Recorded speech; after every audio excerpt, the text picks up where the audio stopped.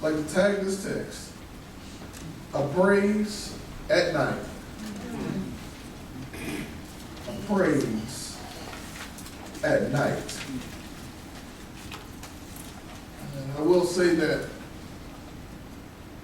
I looked at this several months ago, as I say, I was just, I believe I was in devotion one morning, I was just flipping through reading and flip a couple of pages and read and flip a couple of pages and read, and I read this, and what really jumped out at me was praising God at night. And this was probably back in October. And I said, well, thank you, God. You just gave me my watch night message. All right. But he ended up leading me somewhere else for watch night. And so it was, as I was looking and at a couple of things, and I flipped my Bible open, and a couple of times consecutively, I flipped it right back to this song. All right. First time I didn't think nothing of it. Second time okay, that was odd, but okay. All right. The next time it was, okay, God, I see what you're saying. And as I began to do some research and to study it and look at this, the psalmist is saying, behold, he is grasping everybody's attention. He is trying to get everyone's attention for a reason. All right. It's behold, bless the Lord, all you servants of the Lord. As I was looking at this, the scholars don't know exactly when this was penned, but it is been determined that this song was wrote after. Not too long after the temple, Solomon's temple was built. And it said that it was chances are it was written because as there was the praise and the worship that was going on in the temple in the daytime, that there stood servants who would work at nighttime. Oh, yeah. So that there was constant 24/7 praise and worship going on in the temple. Yes, sir. And so it's the psalmist is saying, behold, everybody, bless the Lord. Yes, sir. And this is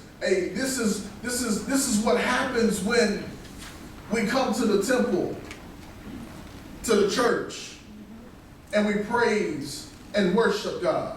All right. Because we bless the Lord with our adoration, with our praise, with our worship unto Him. And I will say this, that if you find yourself in a church that the service is me-centered, is man-centered, you're in the wrong place. Oh, yeah. Because you should only come to church for one reason and one purpose only, and that is to worship God. Oh, yeah. Now, what he tends to give you out of that hey, that's his business, and that's just an added bonus. But I come to church to worship God. All right. I know my worship may be dependent upon certain other aspects of life, that I might be tired, and I might be weak, and I might be weary, and I'm going to come and I'm going to worship because I need strength for the next week. All right. Or I may have had a long week. May have had several phone calls in the middle of the week, and I may have got bad news after bad news after bad news, and so now I got to come to church because I got to worship God, because not only have I gotten bad news, but I've made it out of the week. Or it could be that I've had a great week and nothing but good things have happened, so I'm going to come and I'm going to worship God just to say, God, thank you for everything that you've done. Oh, yeah. So no matter what the reason is, the purpose is that we're coming to church to worship. We worship God not because of what he can do, but just because of who he is. Oh, yeah. When, as I've tried to unwrap that and uncover that when we begin to worship God because of who he is, and when we think about who he is, that he is the one who has done everything for us. He is the one who has created everything. That he is the one who sits high and looks low. That he is the one that we look to. That he is the one that everybody wrote about. That he is the one that we all sing about. And if it had not been for God, there would be nothing to preach about. All right. And so when we begin to worship him for who he is, then we begin to think about that the God who created everything, who needs nothing, who is who he is apart from everything, wants to have a relationship with me. Oh, yeah. And so when we look at this, the psalmist is saying, behold, I'm going to get everybody's attention. Bless the Lord. Worship him, serve him, honor him, magnify him, glorify him. Because it all, as he says so eloquently in Psalm 50, that I own the cattle upon 1,000 hills. God says if I were hungry, I would not tell you. All right. Because we can't do anything for God. I can't give God anything because it's already his anyway. Oh, yeah. And so we worship God and we bless him by our worship. He says, all you servants of the Lord. Servant is just a way of saying that I belong to God. That's right. We're all servants. So that's another way for us not to look at titles. Because titles don't mean anything. All right. Because when you take all of that away, we're all just servants. And we all just serve God. He says, all you servants of the Lord, that I belong to God.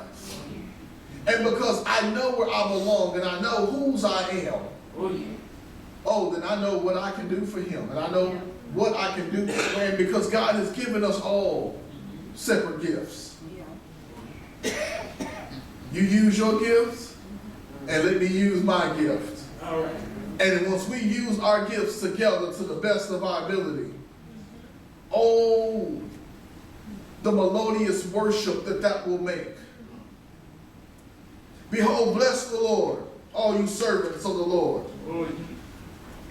As the scholars were saying, that this song was written possibly for the Passover feast. And it is at that time during the Passover feast is when all of the children of Israel and all of the chosen people would always journey back to Jerusalem to worship in the temple. And as we were kind of briefly talking about it this morning in Sunday school, hey, I drive roughly 40 miles to work every day. And driving 40 miles is really not that bad. But could you imagine one time a year having to go by foot or by camel from wherever you are to the city of David to go to worship? That's what the Jews and the children of Israel had to do once a year. They had to make their way back to the house. Oh, yeah. And again, as I was telling them that in Sunday school, that sometimes we can't fully appreciate what they had to go through because we got a church on every corner. All right. So if you don't like this one, go down 2 blocks, you might find another one. Good. But But when they built the temple in the Old Testament, when Solomon finally gets the temple built, that this is the first time that they have a centralized place to worship. And so when they come into the sanctuary, it's a big deal to them because now I got somewhere to go to where I can praise my God. I don't have to wait until the tent is set up. I don't have to wait until all of the people do what all of they have to do. I don't have to wait anymore. That now I can come into the temple and I can go into the sanctuary and I can worship God. Oh, yeah.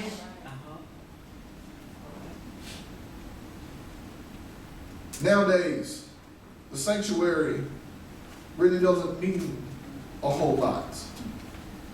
But I will tell you this, that I know I can go into my prayer closet at home Yes, sir. and I have me some great prayer, some great one-on-one time with God. But there's something about coming into the house. Oh, yeah. There's something about being in the house. I think I may have mentioned this last week. Like I said, I don't do it as much anymore. But I remember on Wednesdays, a year or so ago, I remember on Wednesdays, like we'd leave work and we'd come straight to the church. And we'd get a little bit of studying done in preparation for Bible study. But because there was just something about being in the house. Oh, yeah. I'm not sure what it is, but I knew as bad as work was, that if 4 o'clock just came and I could leave work, I know that I'm going to church. All right. All right. And I know it's just not me, but I can guarantee you that it seemed like when it was time for me to get off, something would always come up to make me run a few minutes late. And if I didn't get out of there at 4 o'clock on the dot, then traffic was going to be backed up, and it was going to take me even longer to get to the church. All right. And it never fails. It always seemed like whenever I had my mind made up that I'm going to the church, that something would happen on the road. It would make me late, that I would get frustrated and aggravated and irritated, that it didn't matter what happened. I knew I'm coming to church. All right. Not only that, but I understand it in life that when I got my mind made up that I'm coming to church, there's nothing going to stop me. There's nothing that's going to block me from getting to the church. But stuff still comes up. All right. Behold, bless the Lord, all you servants of the Lord, all of those who belong to him, bless his name. And here's what will happen. I'm not wishing anything on anybody, but it's just a spiritual matter. That when you got your mind made up that you're going to serve the Lord, some stuff is going to happen. All right. I told a few people this not too long ago that I remember when we made up in our mind that we was going to start coming to Sunday school. Well, it was when we began to add up the cost of waking up an hour earlier. Meaning that means I had to go to bed an hour earlier the night before. And I've told y'all before, man, I don't know how to go to bed at night. And then it was, well, if we're going to get up an hour earlier, then that means we're going to be gone or up an hour longer during the day on Sunday.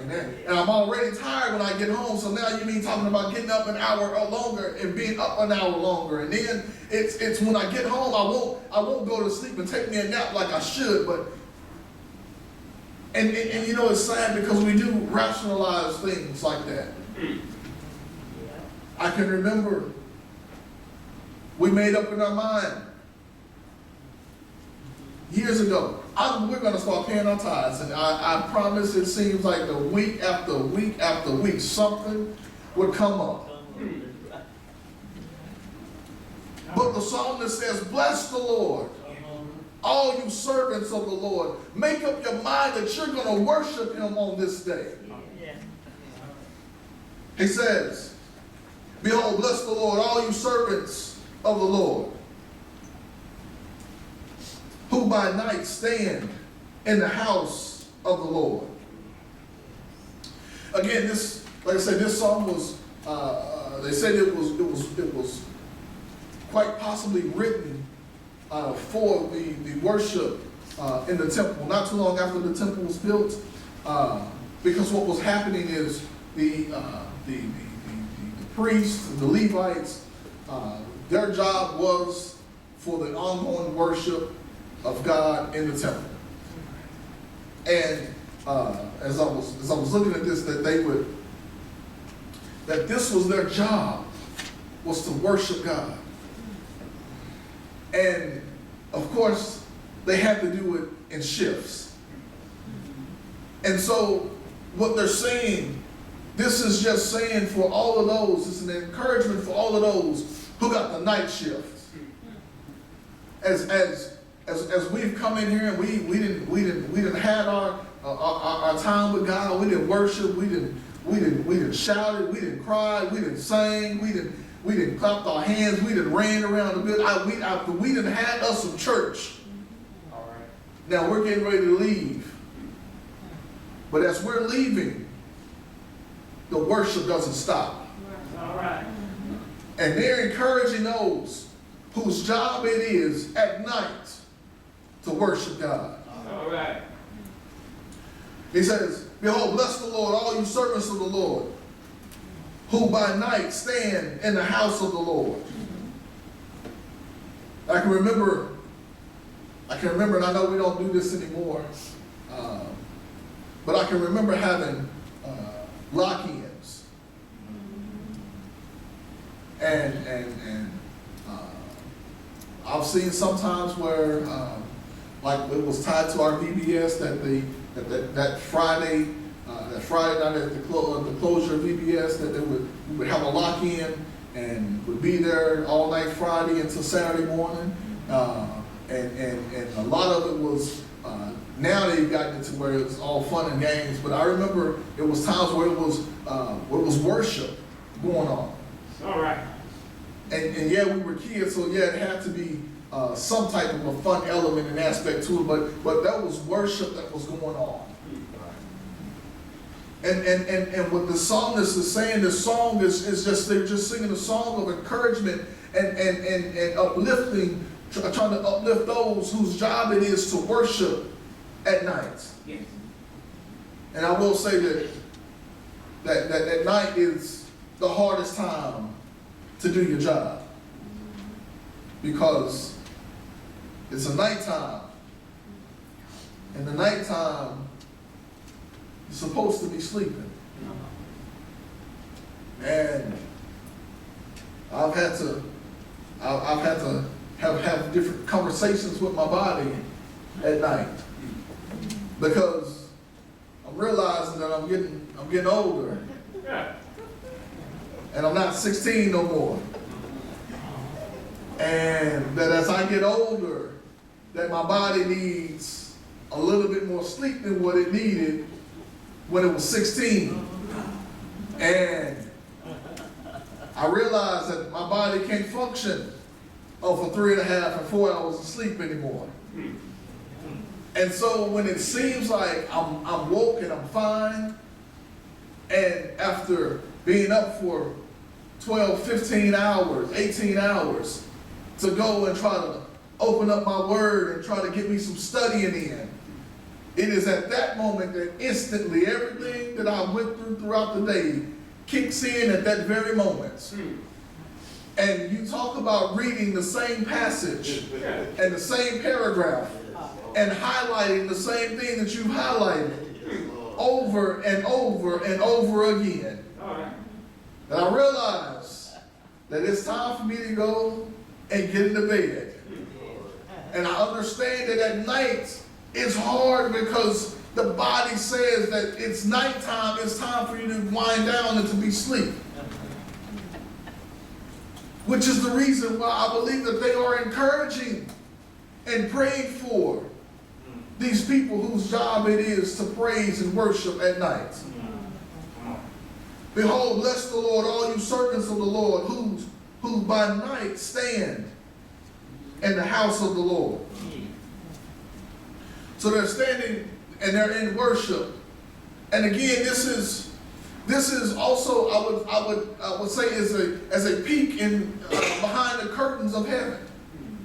That there will be praise and worship going on all times, at all times. It will not stop. It's never ending, never ceasing praise and worship unto God. And we may think that that's a lie. Well, why does God need to be praised all the time, every second of the day, of every day? Because he is just that good. It says, who by night stand in the house of the Lord. That they are at night when everybody else is sleeping. They are the ones who are getting into the presence of the Lord, praying for all of those who just went home. Now, I will say that I do remember this. That I remember it was at times at night when I was during the summertime when I was with my grandparents. That I can remember I would go to bed at night and then I could remember kind of coming to in the middle of the night, and I could hear my grandmother just going up and down the halls praying, and going in the kitchen and praying, and going in each one of the bedrooms and praying over the rooms. And I can remember her she just saying that baby, you never know what might happen, so you gotta stay prayed up. And I can remember, Grandma, aren't you tired? You get up before all of us, and yet you go to bed after all of us.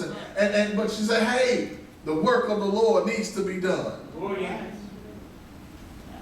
And so it's one of those things as to we got to remember that there are some people, and I promise this, and I probably would not be standing here today if it wasn't for those who were up at night praying. Who by night stand in the house of the Lord. Lift up your hands in the sanctuary and bless the Lord. As I was looking at this, they were saying that this is just a way that shows that we all can bless the Lord. It says, lift up your hands in the sanctuary. It takes zero skill and zero effort to lift up your hands and worship to God. That many people who we won't jump in the choir. I can't sing. We won't do this because we won't be on another board. I'm not good with numbers. I'm not good with administration. I'm not good with organization. That I don't know what there is for me to do in the house of God. How can I serve God? Well, just come into the house and just lift your hands unto God. Sometimes, let's be honest, sometimes that's all that I can afford to do right now, because sometimes my life and the things that has happened to me has me so broken that I can't sing right now. I can't shout right now. Something has happened, and hey, I'm wore down. This thing that I'm going through has me so battered and so bruised that the only thing I can do is just lift my hands and bless the Lord. That sometimes that I'm so hurt and I'm so battered and I'm so bruised and I can't even articulate the things that I'm going through. That if I try to explain it to you, I can't find the words, and now everybody's gonna be looking at me like I'm crazy because I'm not even making sense when I'm trying to explain what I'm feeling and why I'm feeling this way. But yet, I can just lift up my hands and bless the Lord. And God is so smart, God is so good of a God that when I just lift my hands and just say, thank you, God, that he already knows what's in my heart. That I don't have to try to explain what I'm feeling, why I'm feeling this way, but God, thank you. Thank you, God. Thank you. Thank you, God. They say, lift up your hands in the sanctuary and bless the Lord. Then, as we close out, it says, the Lord who made heaven and earth bless you from Zion. Yeah. As I was looking at this, a lot of what I've studied and a lot of what I looked at, scholars don't agree. But for the majority, the vast majority of people are saying that the conversation shifts.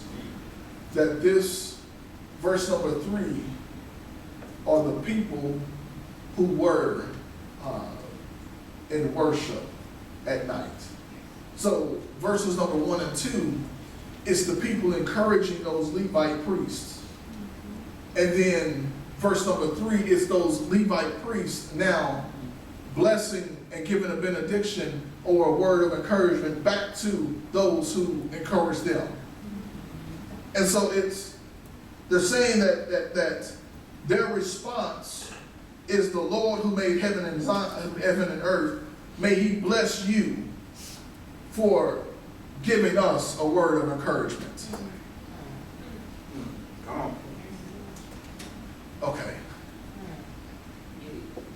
And so basically how this song all comes together is, like I said, I did a lot of reading on this, and the vast majority of different scholars say that this is a response from those night workers who are responding to all of those who are praying for them. It's their response for the prayers for them is to pray back for them. Okay. Oh, yeah. Come on. It says, oh, bless the Lord, all you servants of the Lord, who by night stand in the house of the Lord. Lift up your hands in the sanctuary and bless the Lord. They're praying and they're trying to give them strength and encouragement to keep on working, to keep on praying, to keep on in worship. Yeah. And then their response, after hearing people pray for them, is to go back to the same God and say, may the Lord, who made heaven and earth, may he bless you. That may the God that you're asking for us to cover, may that God, that same God cover you. Yeah. And this is what all of this boils down to, is that we all should pray for one another. Oh, yeah. And we need to understand that God is big enough, and that God is smart enough, and that God has enough to be able to bless me and be able to bless you too. Oh, yeah. That so many times we get so selfish because even though we want God to be with somebody else, we don't want God to give somebody else what we got, because sometimes that I want to keep God to myself. That God, you can save him, but God, just don't give him the stuff that you gave me. Oh, yeah. But it's the Lord who made heaven and earth bless you from Zion. And Zion is just, it's God's holy hill, his holy mountain. And they're saying that we're going to ask God to bless you because of what you've done for us. Oh, if we could continue to have that cycle today. If we could continue to pray for others.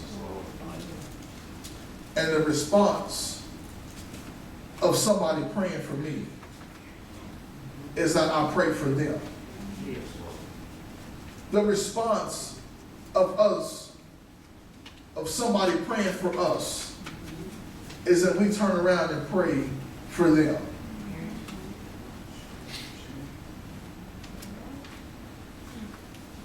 Oh, if we could have that cycle